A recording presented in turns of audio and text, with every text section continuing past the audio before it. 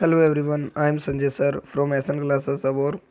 आज हम top 10 questions 26 अप्रैल 2020 के करने वाले हैं, जो कि काफ़ी इम्पोर्टेंट है। तो चलते हैं हम हमारे पहले क्वेश्चन की ओर। पहला क्वेश्चन है, विश्व पृथ्वी दिवस 2020 का विषय क्या है? तो ये है क्लाइमेट एक्शन, मतलब जलवायु प्रतिक्रिया। और यूएनओ ने इसे 22 अप्रैल को इंटरनेशनल मदर अर्थ डे के रूप में मनाने की घोषणा की थी। कब की थी? 2009 में। तो एक चीज़ बता दूं, यहाँ ये दिवस मनाया कब जाता है? विश्व पृथ्वी दिवस 22 अप्रैल को। कब मनाया जाता है? 22 अप्रैल को। लेकिन इसकी घोषणा कब की गई? 2009 में। किसके द्वारा? यूएनओ, यानी कि यूनाइटेड नेशन ऑर्गेनाइजेशन के द्वारा। अगर आप हर एक ऑर्गेनाइजेशन देखना चाहते हो जो काफ़ी इंपॉर्टेंट है, तो आपको मेरे चैनल की प्लेलिस्ट में जाना पड़ेगा और वहाँ पे ऑर्गेनाइजेशन आपको मिल जाएंगी। तो सभी ऑर्गेनाइजेशन वहाँ पे मेंशन कर दी जाएंगी, ठीक है। और आपको यहाँ पे काफ़ी इंपॉर्टेंट फैक्ट बता दूँ कि यूएनओ ने इसे विश्व पृथ्वी दिवस को किसके रूप में मनाने की घोषणा की? इंटरनेशनल मदर अर्थ डे, ठीक है। और ये पृथ्वी दिवस जो है, इसके कितने साल पूरे हो चुके हैं? 50 साल पूरे हो चुके हैं, ठीक है। और पहले पृथ्वी दिवस साल में 2 बार मनाया जाता था। कब कब? एक तो 21 मार्च को मनाया जाता था, ठीक है, और एक 22 अप्रैल को। तो साल में 2 बार मनाया जाता था, 22 अप्रैल और 21 मार्च को, ठीक है। लेकिन फिर क्या हुआ? 1970 में तय हुआ कि जो ये विश्व पृथ्वी दिवस है, ये साल में एक बार मनाया जाना चाहिए, वो भी कब? 22 अप्रैल को, ठीक है। तो 21 मार्च वाला कैंसिल कर दिया गया, ठीक है। तो 22 अप्रैल को मनाया जाने लगा। लेकिन 2009 से यूएनओ ने इसे विश्व पृथ्वी दिवस की जगह पे क्या कर दिया? International mother earth day. International mother earth day कब कर दिया? 2009 में, ठीक है।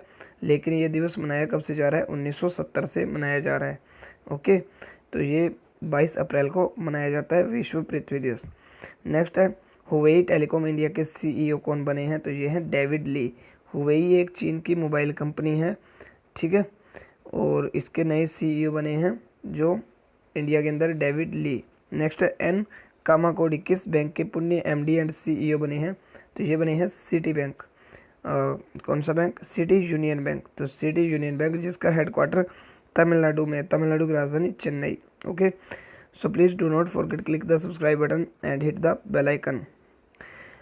नेक्स्ट है, भारत ने किस पड़ोसी देश को कोविड-19 से लड़ने के लिए 23 टन आवश्यक दवाएं सौंपी हैं?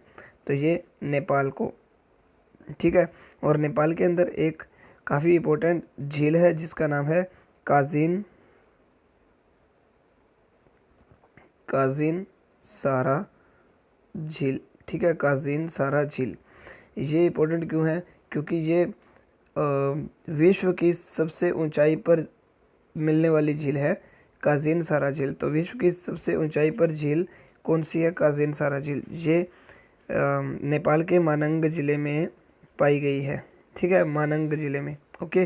नेपाल की राजधानी काठमांडू है और प्रधानमंत्री है केपी शर्मा ओली और गवर्नर है विद्या देवी भंडारी और यहाँ की मुद्रा है रुपी, ओके। नेक्स्ट है, वैश्विक प्रेस स्वतंत्रता सूचकांक में भारत ने कौन सा स्थान हासिल किया है? तो इसमें भारत ने 142वां स्थान हासिल किया है, जो कि पिछले साल 140वां था।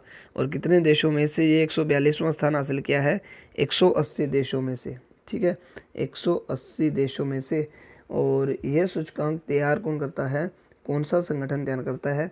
तो ये करता है रिपोर्टर्स विदाउट, ये रिपोर्ट तैयार करता है, इंडेक्स तैयार करता है रिपोर्टर्स विदाउट बॉर्डर्स, ठीक है। और ये संगठन तैयार करता है और जिसका हेडक्वार्टर है पेरिस, यानी कि फ्रांस की राजधानी पेरिस में है। और इस सूचकांक में पहले नंबर पे नॉर्वे था, जिसकी राजधानी ओस्लो है, और अंतिम स्थान पर उत्तरी कोरिया सॉरी, जो कि 180वें स्थान पर था। और इसमें चाइना जो है वो 177वें स्थान पर है, ओके। सो नेक्स्ट है, किस संगठन ने खाद्य संकट पर वैश्विक रिपोर्ट 2020 जारी की है? यानी कि जीआरएफसी। जीआरएफसी का मतलब क्या है? Global records on food crisis. Global records on food crisis. तो ये की है विश्व खाद्य कार्यक्रम यानी कि वर्ल्ड फूड प्रोग्राम। और वर्ल्ड फूड प्रोग्राम जो है इसका हेडक्वार्टर कहाँ पे है? रोम। रोम इटली की राजधानी है। ओके, नेक्स्ट है नासा के 3 अंतरिक्ष यात्री किस मिशन को पूरा कर अंतर्राष्ट्रीय अंतरिक्ष स्टेशन से पृथ्वी पर लौटे हैं? तो ये है एक्सपीडिशन 62। और ये 3 यात्री थे, कौन कौन से? एक तो एंड्रयू मॉर्गन जो कि अमेरिका के हैं, एक जेसिका मीर ये भी अमेरिका की है, और एक ओलेग स्रिकपोचका ये रूस के हैं। तो ये वो 3 व्यक्ति हैं जो एक्सपीडिशन 62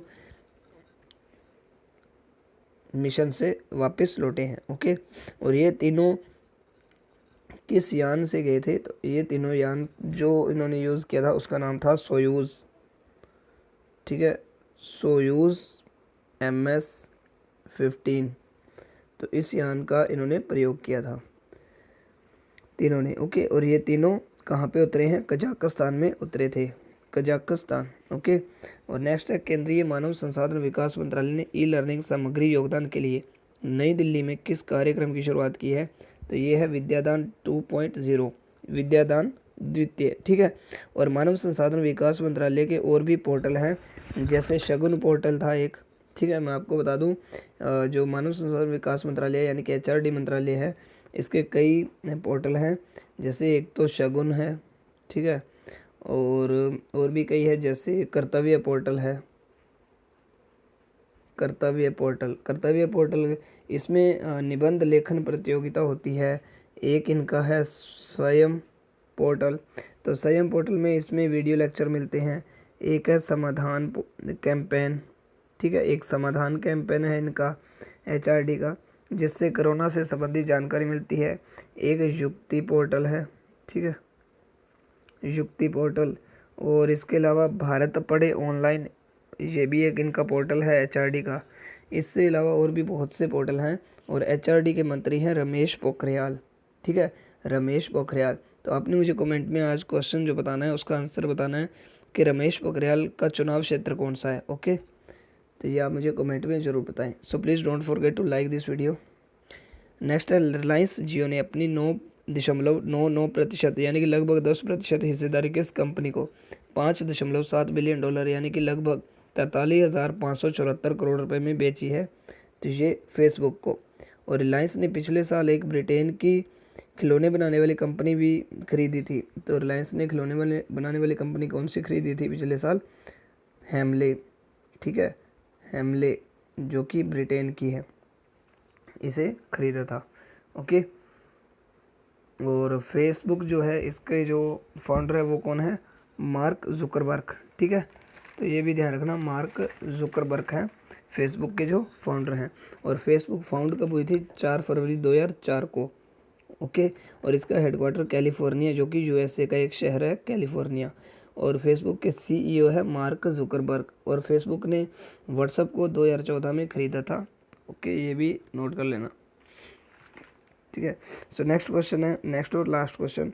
विश्व बैडमिंटन महासंघ के IM बैडमिंटन जागरूकता अभियान के लिए किस भारतीय बैडमिंटन खिलाड़ी को एम्बेसडर चुना है? तो ये चुना गया है PV सिंधु को। और PV सिंधु के जीवन पर एक किताब लिखी गई है जिसका नाम है shuttling to the top. PV Sindhu, क्या नाम है? Shuttling to the top, PV Sindhu.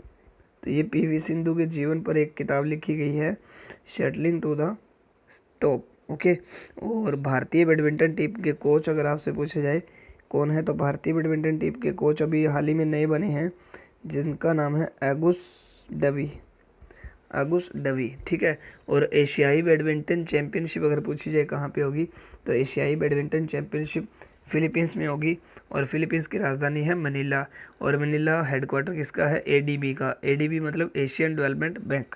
Okay, so thanks for watching my video. Please subscribe my channel with bell icon. मिलते हैं नेक्स्ट वीडियो में, तब तक के लिए बाय बाय, टेक केयर।